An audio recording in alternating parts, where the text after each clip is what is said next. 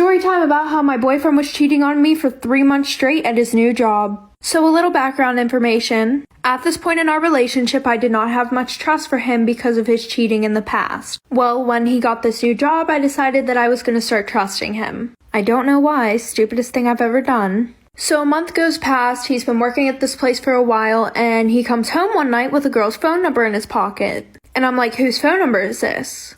He's like, oh, one of the girls that I work with wants me to talk about her problems with her. So I threw the number away and I started to get really paranoid.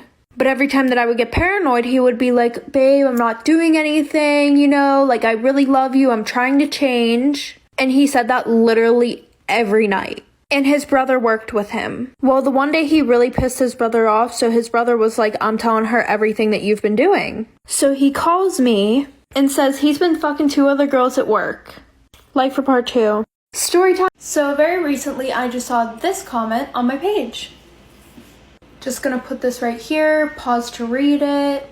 So one, I don't know if you're new here, but if you've been following my page, you should know that I had posted a video saying I would like people to send me in story times because eventually I was gonna run out. So no, I have not hooked up with multiple guys, but even if I did, I don't see that as your business. Even if I hooked up with 50 guys. Part 2 about my cheating boyfriend. Okay guys, so I decided I was gonna do a little Q&A about myself because a lot of you— Story time about how I hooked up with a guy in my science teacher's closet. So my whole grade went on this field trip and everybody was dressing super nice, wearing a dress. And I wore a dress that day even though I was more of a leggings and t-shirt kind of gal. And I wore spandex under because I hated not being able to move around. Well, after our field trip, everybody's jumping around on the bus, I don't care what I'm doing because I have shorts on under my dress. And after school that day, I get a text from one of the popular boys. And he goes, I'm really physically attracted to you. And I was like, oh, same, period. And he was like, wanna hook up tomorrow? And I was like, during school? He goes, yeah, I have a place where we can hook up.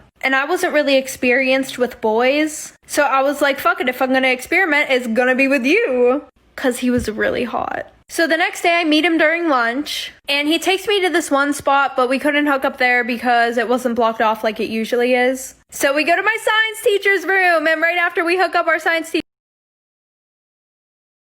teacher walks in. Story time about how I hooked up. Story time about how my boyfriend and I got robbed for over $3,000. And I know someone's about to be like, $3,000 isn't even a lot of money. We were both teenagers and both saved up a year's worth of paychecks for this, so it was a lot of money to us. So my boyfriend and I were looking for a car that we could use for about a year or so, and we found this one guy on Facebook. And the car looked too good for the price that he was selling it at, but I got in contact, asked him if he would meet me somewhere, and then he started being super sketchy. He was like, well, I still have to do some work on it, so can you guys come to my house? So we drove an hour away to his place, and we pull up to this apartment, and we drive around a few times, and the car is nowhere to be seen. So he meets us outside, we go in his house, super nice, offered us drinks and everything, and then he goes, okay, can I have the money now? And we're like, well, we want to see the car. And he goes, you guys can see the car after you give me the money, I just don't want to get robbed. So we give him the money, and he goes to the back to count it, like for part 2. Story part 2 on my boyfriend and I getting robbed. So like I said, we gave him the money and he said he had to go to the back to count it. So I look over at my boyfriend and he's shaking his head because we already knew what was going on at this point. And as soon as I hear footsteps, I turn my head and this guy is standing there with a gun pointed in between my boyfriend and I's heads and a baseball bat in the other hand. And then he goes, okay, you guys can get the fuck out of my house now. Before we leave his house, my boyfriend's like, bro, can I at least get the money back?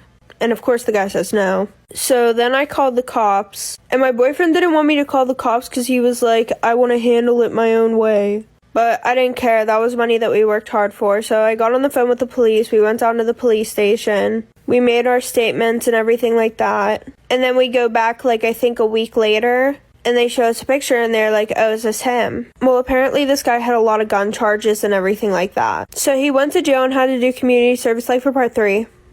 Part 2 on my boyfriend. Leaves stains all on his Part 3 on my boyfriend and I getting robbed. So like I said, they said that he had a lot of gun charges and so he went to jail. And I think he was only in there for 6 months because apparently he was only a teenager.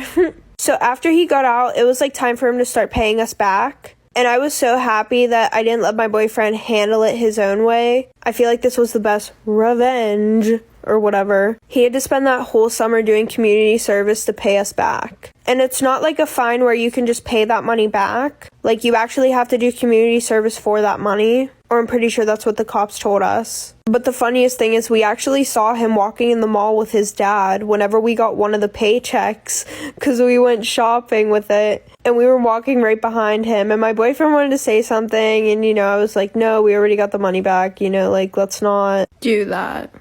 Part 3 on my boyfriend and I getting robbed. Story time about me being the toxic best friend. So my best friend was dating this guy for about a year and a half. And for the past 6 or 7 months, she would say that she wasn't happy, she didn't like how she was being treated, but she couldn't leave him. Well, at this time, they lived together, and that night we were supposed to decorate her apartment for her birthday party. So since she was at work, she just told me to go over her house and start decorating until she got home. Well, who happened to be there but her shitty-ass boyfriend? And him and I didn't really get along. Well, him and I were setting up and he was being super nice. Like, overly nice. Which really weirded me out. Well, later on after the party, my best friend was hammered, so we both put her to bed and started cleaning up. And we were both drunk and started flirting with each other. And then one thing led to another. And I did it with my best friend's boyfriend in her house. So for the next 3 months, we have like this secret relationship, like for part 2. Story time.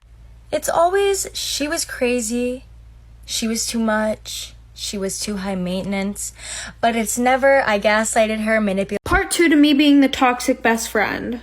So like I said, him and I had this secret relationship for like 3 months straight. And I would always just go over to my best friend's house while she was working and see him then. Well, the one day she came home early from work.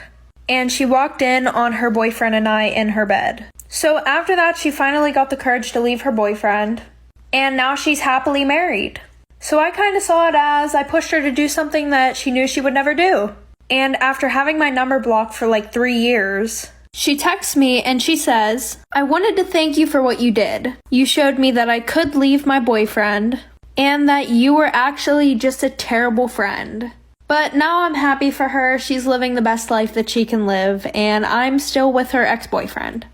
Part 2 to me being the toxic. Story time about my toxic ex-friend group. So my freshman year, I had moved to a new high school. So right away, I started being friends with this group of girls and they were super nice. And I was also friends with this group of guys. Well, since I was friends with both groups, we all started hanging out all the time, but only whenever I was there. The boys just didn't want to hang out with the other girls. And after a few months, the girls started acting really strange. So anytime that I would hang out with the boys and not invite them, they would ignore me for a whole week. Meaning they wouldn't talk to me in school, they wouldn't answer my messages, or anything like that. Not a single one of them. And also, anytime that we hung out, they would be like, oh, invite the boys. And it was like they never wanted to hang out with me. So the one night, one of the boys was throwing a party.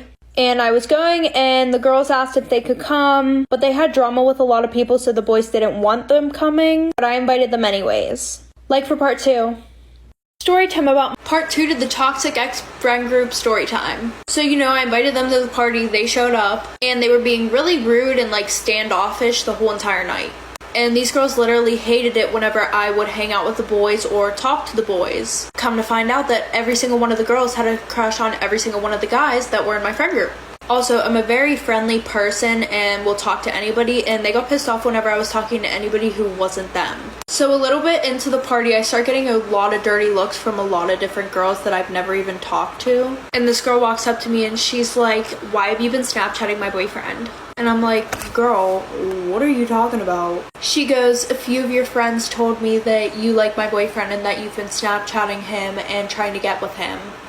So then she calls the girls over from my friend group and goes, didn't she tell me this? And they're like, yeah, she tries to get with everybody's boyfriend. So after that, I got kicked out of both friend groups because they spread a bunch of lies and rumors about me. Part 2 to the toxic ex-friend group story time. So, I invited them to the Story time about how my boyfriend cheated on me with a 17-year-old girl. So when summer started, I started working at this new job. And I had a really good connection with one of my coworkers. And he was 28 years old.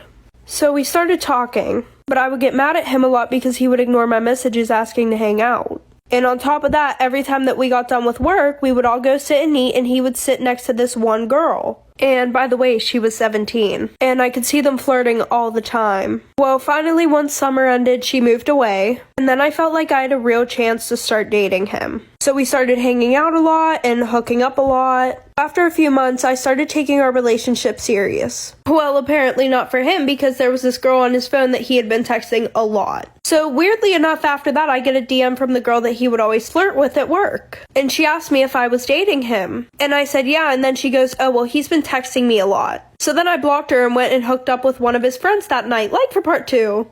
Story time about Put a finger down, upper middle class. Put a finger down, except if you put even one. part 2 about how my boyfriend was cheating on me with a 17-year-old girl. So like I said, I hooked up with his friend that night, but I didn't tell him for a couple months because he would always say that we weren't dating, even though we were basically in a relationship. So we were doing really good until around Christmas time. So after he gave me my gifts, which was socks and a candle, he left for Massachusetts. I don't know if I said that right. And a month before this, I had unblocked the girl that he was flirting with. So weirdly enough, after he left, she DM'd me, basically asking if I was still dating him again. And I was like, yeah, why? And she goes, well, I need to tell you something. He actually took my virginity, and he's been sending me a lot of gifts, like a record player and albums, and we've been talking on the phone every night. So when I confronted him about it, he said he felt bad for her because he took her virginity. So after that, I confessed to hooking up with his best friend. And hi everybody, so